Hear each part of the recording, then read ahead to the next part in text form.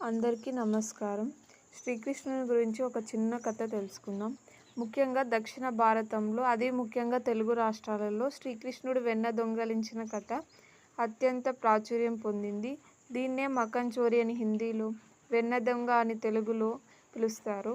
గోకులంలోని గోపికల ఇళ్లల్లో అల్లరి చేస్తూ వెన్న, మీగడ దొంగిలించే చిలిపి కన్నయ్య లీలల గురించి ఈ కథ గురించి తెలుసుకుందాం. గోకులంలో శ్రీకృష్ణుడు, బలరాముడు మరియు వారి స్నేహితులు చిన్నతనంలో చాలా అల్లరి చేసేవారు. గోపికలు వారి ఇళ్లల్లో వెన్న, పాలు, మీగడలను దాచి ఉంచేవారు. ఎందుకంటే కృష్ణుడు వాటిని దొంగిలిస్తాడని వారికి తెలుసు. కానీ కృష్ణుడు ఎంతో చురుకైనవాడు. దాంతో గోపికలు ఎంత జాగ్రత్త పడినా వాటిని దొంగిలించడంలో ఎప్పుడూ విజయం సాధించేవాడు.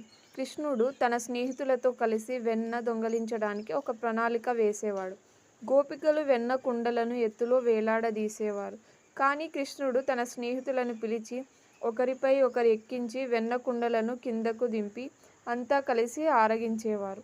వెన్న దొరికిన తరువాత వారు దానిని కొన్నిసార్లు కోతులకు కూడా పెట్టేవారు. గోపికలు కృష్ణుడు చిలిపి చేష్టల వల్ల విసిగిపోయి యశోదమ్మ వద్దకు వెళ్ళి ఫిర్యాదు చేసేవారు. నీ కొడుకు మా ఇళ్లల్లో వచ్చి వెన్న, పెరుగు దొంగిలిస్తున్నాడు, మా కుండలను పగలగొడుతున్నాడు అని చెప్పేవారు.